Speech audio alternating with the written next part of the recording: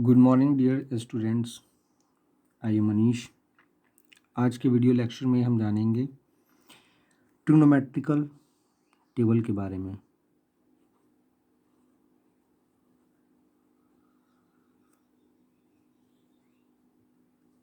Trigonometrical value table.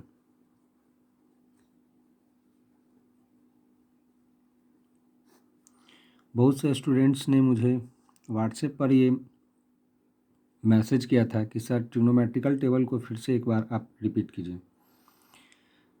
मैं आप लोगों के लिए काफ़ी ज़्यादा मेहनत करता हूँ। आपसे कुछ चीज़ों का मेरा रिक्वायरमेंट होता है। यदि आप मेरे वीडियो को देख रहे हैं तो कृपया कर इसे लाइक करें। दूसरा जो है वो मैं बोलूँगा आप इसे शेयर करें, तथा आप मेरे यदि चैनल पे नया है तो प्लीज़ इसे सब्सक्राइब भी करना आपका फ़र्ज़ है। मैं आपके लिए इतना मेहनत करता हूँ पर आप इसे शेयर नहीं करते हैं, लाइक नहीं करते हैं, दूसरों तक पहुँचाते नहीं हैं। आप में इसे मैं पैसा नहीं मांग रहा हूँ, ऐसा करने के लिए आपको पैसा भी नहीं देना पड़ रहा है। बट यदि आप नॉलेज लेना चाहते हो तो कम से कम मेरे वीडियो को देखो, लाइक ठोको और शेयर करो, ताकि ये उन गरीब बच्चों तक पहुंच पाए जो आज बेचारे पढ़ नहीं पा रहे हैं, क्योंकि ऑनलाइन जो व्यवस्था है उसमें आपका पैसा नहीं लग रहा है।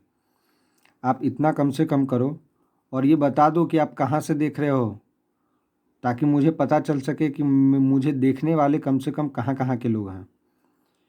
बस आप इतना काम कर दो। अब हम लोग चलते हैं पीरियोडिक टेबल की ओर। तो मैं जानता हूँ कि जो मेरे को क्लास 10th में पढ़ना है वो जनरली आपका पढ़ना है 0 डिग्री के वैल्यू को, फिर आपको पढ़ना है 30 डिग्री के वैल्यू को, फिर आपको पढ़ना है 45 डिग्री के वैल्यू को, फिर आपको पढ़ना है 60 डिग्री के वैल्यू को, फिर आपको पढ़ना है 90 डिग्री के वैल्यू को। बट मैं यदि इन डिग्रियों के बारे में यदि जानना चाहूँगा तो सबसे पहले मेरे को क्या करना पड़ेगा, डिजिट लिखना पड़ेगा। कैसा डिजिट लिखना पड़ेगा? तो स्मॉलेस्ट डिजिट, और वो भी कॉन्जुगेटिव, लगातार। जैसे 0 सबसे छोटा डिग्री है, 0 से जो बड़ा होता है वो आपका 1 है, इससे जो बड़ा होता है वो आपका 2 है, 2 से जो बड़ा होता है वो आपको 3 है, इससे जो बड़ा होता है वो आपका 4 है। अब मैं क्या करूँगा कि जितने भी नंबर्स को मैंने लिया है उन सब में 4 से मैं डिवाइड करूँगा। याद रहे स्टूडेंट्स, 4 से डिवाइड करना है। 4 से, क्या से? 4 से। अब जो भी डिवाइड मैं करूँगा इसे मैं रूट अंडर में रखूँगा। यस, अंडर रूट में मैं इन नंबरों को रखूँगा। अब मेरे को सॉल्व करना है तो मैं जानता हूँ कि यदि मैं 0 में 4 से डिवाइड करूँगा तो इसका वैल्यू कितना आएगा? तो 0 आएगा। यदि मैं इसे सॉल्व करूँगा तो मैं पाऊँगा कि 1 का जो अंडर रूट होता है वो आपका 1 होता है, और 4 का जो होता है वो आपका 2 होता है। बट ये जो नंबर है वो परफेक्ट नंबर नहीं है। ये दोनों नंबर 2 से कटने वाला है। यदि 2 से मैं काटूंगा तो 1 बार में कटेगा, यदि 2 से काटूंगा तो ये भी आपका 2 बार में कटेगा। अब मेरे को जो नंबर बचेगा वो बचेगा अंडर रूट 1/2। 1 का जो अंडर रूट होता है वो आपका 1 होता है, जबकि 2 is not a perfect square, so ये आपका रूट 2 ही होगा। अब मैं यहाँ पे देखूँगा तो मैं पाऊँगा कि रूट 3 और बाई रूट 4 में ये बट जाएगा रूट, तो 3 जो है नॉट परफेक्ट स्क्वायर, तो ये रूट 3 हो जाएगा, जबकि 4 इज़ अ परफेक्ट स्क्वायर, सो इसका जो वैल्यू होगा वो 2 होगा। मैं यहाँ पे पाऊँगा कि 4 से 4 जो होता है वो 1 बार में कटता है, और 1 का जो अंडर रूट वैल्यू होता है वो आपका 1 होता है। ये जो मैंने वैल्यू निकाला है वो आपके किस फंक्शन के फॉर्म में प्राप्त हो रहा है? तो ये आपका साइन फंक्शन के रूप में प्राप्त हो रहा है, में साइन थीटा। तो साइन थीटा का जो 0 डिग्री का वैल्यू होता है वो आपका 0 होता है। साइन में 30 डिग्री का जो वैल्यू होता है वो 1/2 होता है। साइन में 45 डिग्री का जो वैल्यू होता है वो 1/√2 होता है। साइन में 60 डिग्री का जो वैल्यू होता है वो आपका √3/2 होता है। साइन में 90 डिग्री का जो वैल्यू होता है वो आपका 1 होता है। इसी प्रकार अब हम कॉस में जानेंगे। किसमें? कॉस में। कॉस में जानने के लिए आपको कुछ भी नहीं करना है, कॉस थीटा हो जाएगा, कॉस थीटा हो जाएगा। आप जो देख रहे हो सबसे लास्ट में जो वैल्यू है वो आपका सबसे फर्स्ट में वैल्यू हो जाएगा। यानी ये जो वैल्यू है, देखिए 1 2 3 4 5 कॉलम्स हैं, और मेरे अंगुलियों में, मेरे ये जो पाम है इसमें भी 5 उंगलियां हैं। तो मैं क्या करता हूँ कि इसे मैं पलट करके रख देता हूँ।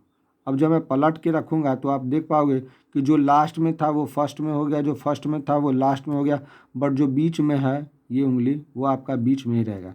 ठीक इसी प्रकार मैं ये सेकेंड एंड लास्ट जो है वो मैं सेकेंड में लिखूँगा, मीन्स √3 और बाई 2 हो जाएगा। ये जो मिडिल में है वो आपका मिडिल में रहेगा, 1/√2 होगा। इसी प्रकार ये जो 1/2 है ये 1/2 होगा यहाँ पे, और 0 जो है आपका यहाँ पे होगा।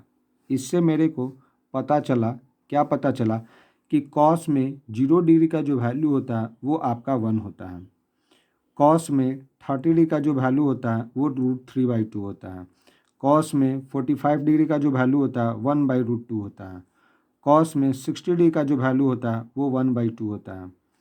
कॉस में 90 डिग्री का जो वैल्यू होता है वो आपका 0 होता है। अब हम लोग बात करेंगे tan थीटा के लिए। tan थीटा का मान कैसे निकाला जाए? तो मैं जानता हूँ कि tan theta, but tan theta बराबर फार्मूला क्या होता है? tan थीटा बराबर क्या फार्मूला होता है? तो आप जानते हो कि sin थीटा और बटे cos थीटा इसका फार्मूला होता है। sin थीटा बटे cos थीटा फार्मूला होता है। अब चूंकि मेरे को जो मान निकालना है वो पहले कितने डिग्री का वैल्यू निकालना है, तो मेरे को यह जवाब मिलेगा कि मेरे को tan 0 डिग्री का मान निकालना है। चूँकि tan थीटा बड़ा फार्मूला होता है sin थीटा बटे cos थीटा, इसलिए मेरे को यहाँ पे लिखना होगा कि tan 0 का यदि मैं मान निकालूंगा तो मैं बोलूँगा कि sin 0 degree by cos 0 degree. मैं देख पा रहा हूँ कि sin 0 डिग्री का जो वैल्यू है, sin 0 डिग्री का जो वैल्यू है वो आपका कितना आ रहा है? तो वो आपका 0 आ रहा है। cos 0 डिग्री का पूछ रहा है, cos 0 डिग्री का जो वैल्यू होता है वो आपका 1 होता है, 1 होगा। 0 में किसी भी नंबर से भाग दोगे तो क्या आएगा? 0 आएगा। इसलिए मैं बोल सकता हूँ कि tan थीटा के लिए जो 0 डिग्री का मान होगा वो मेरा कितना आया है? तो 0 आया। तो मैं यहाँ पे क्या लिखूँगा? 0 लिखूँगा। अब मेरे को tan 30 डिग्री का मान निकालना है। देखिए tan 30 डिग्री, tan में 30 डिग्री का यदि मेरे को मान यदि तोड़ना हो तो मैं बोलूँगा कि tan 30 डिग्री। यदि ये थीटा है तो यहाँ पे थीटा बटे थीटा लिखाता है, तो मैं यहाँ पे बोलूँगा कि sin 30 degree by cos 30 degree. अब मैं जानूँगा कि sin 30 डिग्री का वैल्यू कितना होता है, तो आप देख सकते हो कि sin में 30 डिग्री का जो वैल्यू होता है वो आपका 1/2 होता है, और cos में जो होता है वो √3/2 होता है। मैं इन दोनों वैल्यूओं को आपके सामने यहाँ पे पेश करता हूँ, मीन्स 1/2 और बाई √3/2। मैं देखूँगा कि 2 से 2 नंबर कैंसिल हो जाएगा। क्या बचेगा? ऊपर में मेरा 1 बचा और नीचे में मेरा क्या बचा? तो ये √3 बचा। अब मैं 45 डिग्री के लिए अप्लाई करूँगा तो मैं जानूँगा कि tan 45 डिग्री, ये थीटा को फॉलो कर रहा है। tan theta equal to formula होता है sin थीटा मीन्स 45 डिग्री, और by cos theta means theta भी फॉलो करेगा 45 को। चूँकि मैं 45 को तोड़ रहा हूँ इसलिए थीटा के स्थान पर जब भी मिलेगा तो 45 डिग्री ही मिलेगा। ये sin थीटा के स्थान पर 45 डिग्री यदि आएगा तो आप जैसा कि देख पा रहे हैं कि साइन में 45 डिग्री का जो वैल्यू होता है 1/√2 होता है, और cos थीटा में भी 45 डिग्री का जो वैल्यू होता है वो आपका 1/√2 होता है। कहने का मतलब कि मैं यहाँ पे लिखूँगा 1/√2 और यहाँ पे भी मैं लिखूँगा 1/√2। अब मैं देख पा रहा हूँ कि टोटल नंबर से आपका टोटल नंबर कैंसिल हो जाएगा, और यदि टोटल नंबर से टोटल नंबर कैंसिल हो जाए तो इसका जो वैल्यू आएगा वो आपका 1 आएगा। इसी प्रकार अब मेरे को पूछता है कि tan 60 डिग्री का मान बताओ। tan 60 डिग्री वैल्यू कितना होता है? तो tan 60 डिग्री का भी वैल्यू हो जाएगा आपका कितना? sin 60 डिग्री और बाई cos 60 डिग्री। कहने का मतलब कि sin 60 डिग्री का जो वैल्यू होता है वो √3/2 होता है, और cos 60 डिग्री का जो वैल्यू होता है 1/2 होता है। अब मैं इसे यदि काटूंगा तो 2 से 2 आपका कट जाएगा। क्या बचेगा? तो आपका बचेगा कि √3 और बाई में नीचे में 1, और मैं जानता हूँ कि √3 में यदि मैं 1 से या किसी भी नंबर से यदि 1 से डिवाइड करूँगा तो उसमें कोई चेंजिंग नहीं आता है। अब मैं बोल पाऊँगा कि tan 90 का वैल्यू कितना होता है? tan 90 डिग्री, तो ये tan थीटा को फॉलो कर रहा है, tan थीटा फॉलो करता है sin थीटा बटे cos थीटा, सो sin 90 डिग्री और बाई cos 90 डिग्री होगा। मैं जानता हूँ कि sin 90 डिग्री का जो वैल्यू होता है 1 होता है, जबकि cos 90 डिग्री का जो वैल्यू होता है वो 0 होता है, और किसी भी नंबर में यदि मैं 0 से डिवाइड करूँगा तो इसका वैल्यू जो होगा वो इनफाइनाइट आएगा। अब मैंने चूँकि इसका मान निकाल रखा है इसलिए अब मैं मान को पुट करता हूँ, तो tan 0 डिग्री का जो वैल्यू था वो आपका 0 आएगा। tan 30 डिग्री का जो वैल्यू होगा वो आपका 1/√3 होगा। इसी प्रकार tan 45 डिग्री का जो वैल्यू होगा वो आपका 1 होगा, tan 60 डिग्री का जो वैल्यू होगा वो आपका √3 आया है, और tan 90 डिग्री का जो वैल्यू है वो इनफाइनाइट है, मीन्स आपका इनफाइनाइट आएगा। इस प्रकार मैंने sine theta, cos theta, tan theta का वैल्यू 0 डिग्री पर, 30 डिग्री पे, 45 डिग्री पे, 60 डिग्री पे और 90 डिग्री पे निकाल रखा है। अब मैं जानता हूँ कोसेक के बारे में। मैं कोसेक थीटा, सेक थीटा और अदर वैल्यू को कैसे जान पाऊंगा? तो ये सब जितने भी होते हैं रेसिप्रोकल फंक्शन होते हैं, उसी के जस्ट उल्टे वाले फंक्शन होते हैं। तो हम सबसे पहले बात करते हैं साइन। तो साइन का जो वैल्यू होता है रेसिप्रोकल वो आपका कोसेक थीटा होता है, कोसेक थीटा।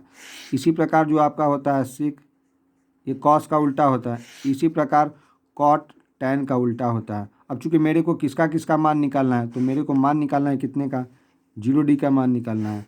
फिर मेरे को किसका मान निकालना है, 30 डी का मान निकालना है। फिर मेरे को किसका मान निकालना है, 45 डिग्री का मान निकालना है। फिर मेरे को किसका मान निकालना है, 60 डी का मान निकालना है। फिर मेरे को किसका मान निकालना है, 90 डी का मान निकालना है। अब चूंकि मैं जानता हूँ कि कोसेक थीटा जो होता है वो साइन थीटा का उल्टा होता है। किसका? साइन थीटा का उल्टा। क्या हो जाएगा? ये आपका 0 है, तो 0 का जब उल्टा होगा तो क्या होता है, 1/0 होगा। और 0 का जो उल्टा होता है इनफाइनाइट होता है।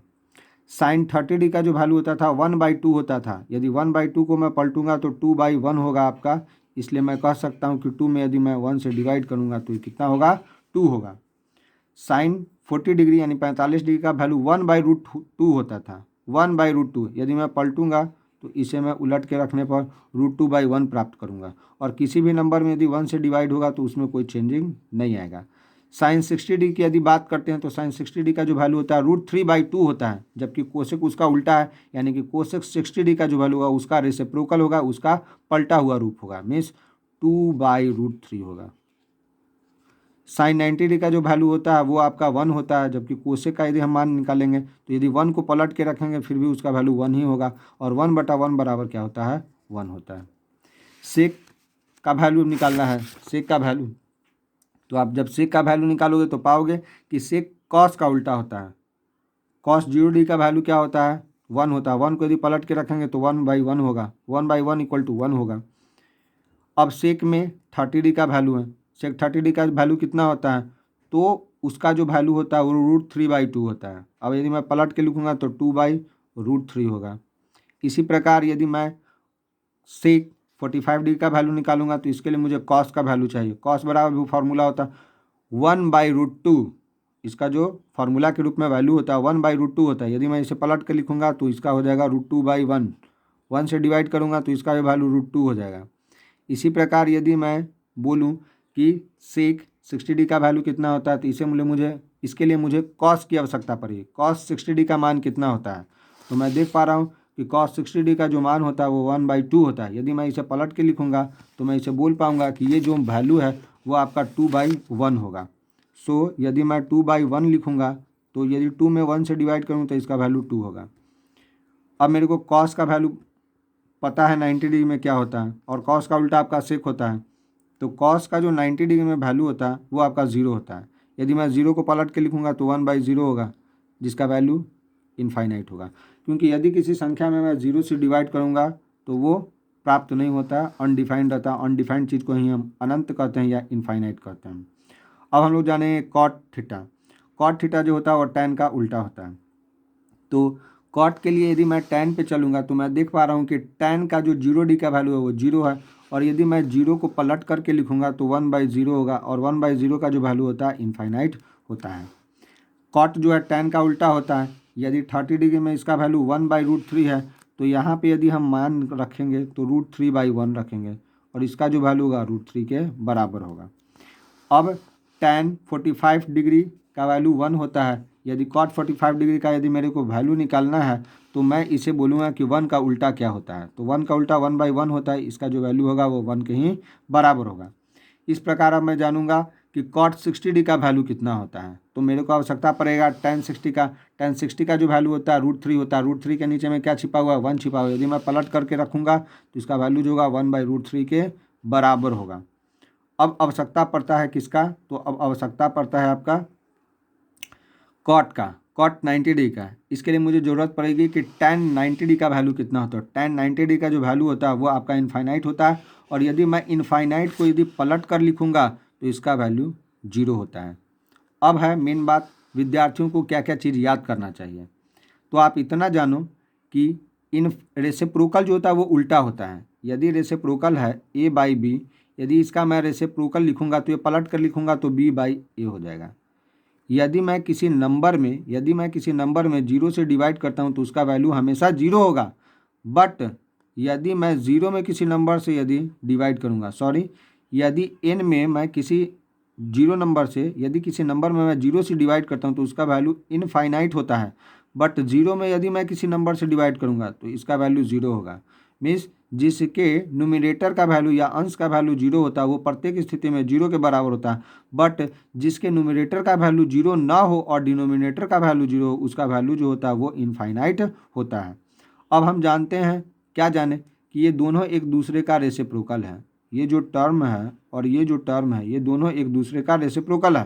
कहने का मतलब इनफाइनाइट का जो रेसिप्रोकल होता है वो आपका 0 होता है, और 0 का जो रेसिप्रोकल होता है वो आपका 1/0 होगा। तो 1/0 जो होगा इनफाइनाइट के बराबर होगा।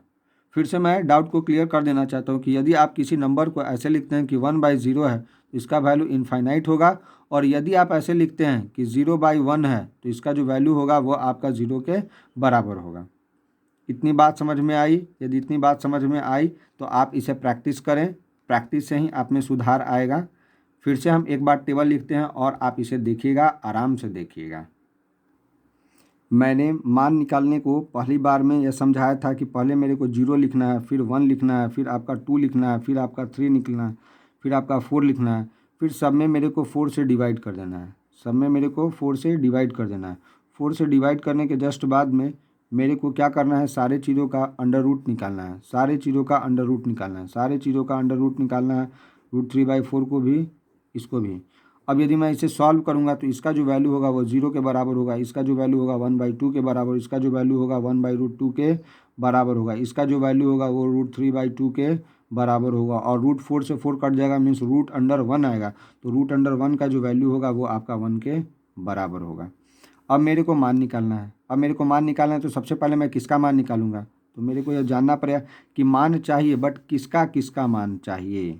मेरे को किसका किसका मान चाहिए? तो मेरे को जवाब में मिलता है कि 0 डिग्री का मान चाहिए, 30 डिग्री का मान चाहिए, 45 डिग्री का मान चाहिए, और आपका 60 डिग्री का मान चाहिए, और लास्ट है आपका वो 90 डिग्री का मान चाहिए।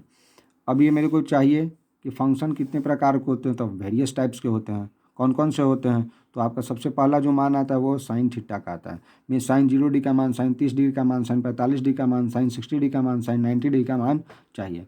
तो मेरे को ये मान जो दिया हुआ है भाई, ये आपका साइन का ही मान निकलता है। आप इस मान को इसमें क्या करो, पुट कर दो। मैं साइन 0 डिग्री बराबर 0 हो जाएगा। साइन 30 डिग्री का जो वैल्यू होगा वो आपका 1/2 के बराबर होगा। साइन 45 डिग्री का जो वैल्यू होगा वो आपका 1/√2 के बराबर होगा। इसी प्रकार साइन 60 डिग्री का जो वैल्यू होगा वो आपका √3/2 के बराबर होगा। साइन में 1 जो वैल्यू होता है वो 90 डिग्री के बराबर होता है। अब मैंने इसे काट दिया। अब मेरे को चलना है कि कॉस का वैल्यू कितना होगा, कॉस थीटा। तो कॉस थीटा के वैल्यू के लिए मुझे इसे पलट के लिखना होगा, आगे वाले को पीछे, पीछे वाले को आगे। ये 1 है तो यहाँ पे मैं 1 लिखूँगा। ये आपका √3/2 है, यहाँ पे आ जाएगा √3/2। ये आपका हो जाएगा 1/√2। ये आपका हो जाएगा यहाँ पे 1/2, और इसका जो वैल्यू है वो आपका हो जाएगा 0। अब मेरे को क्या करना है, tan थीटा का मान चाहिए। tan थीटा के लिए मेरे को क्या करना पड़ेगा? तो मैं फार्मूला जानता हूँ कि साइन थीटा बटे कॉस थीटा। 0 में मैं 1 से डिवाइड करूँगा तो इसका वैल्यू 0 होगा। क्यों? क्योंकि न्यूमरेटर का ही वैल्यू मेरे को 0 मिल रहा है। मैं यहाँ 2 से 2 को काट दूंगा तो मेरे को मिलेगा 1/√3 मिलेगा। इसी प्रकार यदि मैं काम करूँ तो 1/√2 को यदि मैं पलट करके लिखूँगा, या 1/√2 से 1/√2 को यदि मैं कैंसिल करूँगा तो पूरा पूरा कट जाएगा तो 1 बचेगा। मैं यहाँ पे यदि काटूंगा तो 2 से 2 नीचे से नीचे कट जाएगा, तो आपका बचेगा √3/1, और √3 में यदि मैं 1 से डिवाइड करूँगा तो इसका जो वैल्यू होगा वो √3 के बराबर होगा। अब मैं इसमें डिवाइड करूँगा तो 1/0 होगा, जिसके नीचे में 0 आ जाएगा उसका वैल्यू जो होता है इनफाइनाइट के बराबर होता है। अब मेरे को जानना है कोसेक थीटा का। अब मैं यह भी जानूंगा कि कोसेक थीटा जो होता है किसका रेसिप्रोकल होता है। तो कोसेक थीटा जो होता है वो आपका साइन थीटा का रेसिप्रोकल होता है। कहने का मतलब है कि यदि साइन का जो वैल्यू होगा उसी का जस्ट रेसिप्रोकल होगा। तो मैंने अभी बताया कि 0 का जो रेसिप्रोकल होता है इनफाइनाइट होता है। 1/2 है तो 1/2 का आपका 2 होगा। इसका जो वैल्यू है वो आपका √2 होगा। इसका जो वैल्यू है वो आपका √3/2 है तो यहाँ पे होगा 2/√3 होगा। इसी प्रकार 1 है तो 1 का उल्टा जो होता है 1 आपका होता है। अब मेरे को निकालना है किसका वैल्यू, सेक का वैल्यू चाहिए। सेक किसका रेसिप्रोकल होता है, कॉस का होता है। 1 का उल्टा करेंगे 1 होगा, √3/2 का उल्टा करेंगे तो 2/√3 होगा। 1/√2 का उल्टा करेंगे तो √2 होगा, मीन्स रेसिप्रोकल। 1/2 को पलट के लिखेंगे तो 2 होगा और 0 को पलट के लिखेंगे तो इनफाइनाइट होगा। अब मेरे को जानना है किसका वैल्यू, कॉट का वैल्यू जानना है। कॉट में क्या होगा, अब मैं जानूंगा तो कॉट थीटा। कॉट किसका रेसिप्रोकल होता है, tan का होता है। tan का वैल्यू कितना है, 0 है। 0 का उल्टा क्या होगा, इनफाइनाइट होगा। 1/√3 का उल्टा क्या होगा, पलटने पर √3 होगा। 1 को पलटने पर क्या होगा, 1 होगा। √3 को पलटने पर 1/√3 होगा। इनफाइनाइट का जो उल्टा होगा, मीन्स पलटने पर जो संख्या प्राप्त होगा वो आपका 0 होगा। मैं इस प्रकार देख पाता हूँ कि यदि साइन में जैसे जैसे थीटा बढ़ता है इसका भी वैल्यू 0 से 1 की तरफ में बढ़ता है। मीन्स साइन थीटा में थीटा जैसे बढ़ेगा वैसे वैसे उसका वैल्यू भी आपस में बढ़ता जाएगा। बट मैं जानता हूँ कि कॉस थीटा में थीटा का वैल्यू जब बढ़ता है तो ये 1 से 0 की तरफ लगातार घटता है। ये क्वेश्चन बहुत ही अच्छा क्वेश्चन है, आप इसे याद कर लें। tan थीटा में मेरे को थीटा के बढ़ने पर इसका वैल्यू बढ़ता है, जैसे 0 से इनफाइनाइट। मैं 0 को तो डिफाइन कर सकता हूँ बट इनफाइनाइट को डिफाइन नहीं कर सकता हूँ, इसलिए मुझे यह पता चल रहा है कि 0 से इनफाइनाइट की ओर हम जाएंगे तो इसमें लगातार वृद्धि होगा, इंक्रीजमेंट होगा। यदि आपको मेरे द्वारा बनाया गया यह वीडियो या प्रयास अच्छा लगता है तो कृपया कर इस चैनल को जरूर से जरूर सब्सक्राइब करें, लाइक करें तथा शेयर करना ना भूलें, क्योंकि आपके लिए मैं बेहतरीन वीडियो को बनाता हूं। इसलिए आपका भी फ़र्ज़ बनता है कि आप मुझे सपोर्ट करें, क्योंकि आपके सपोर्ट के बिना कुछ भी होने वाला नहीं। मेरा तबीयत भी ख़राब है फिर भी मैं आपके लिए वीडियो बना रहा हूँ। यदि अच्छा लगे तो आप दूसरों को भी बताएँ और ज़रूर बताएँ। तब तक के लिए बाय बाय।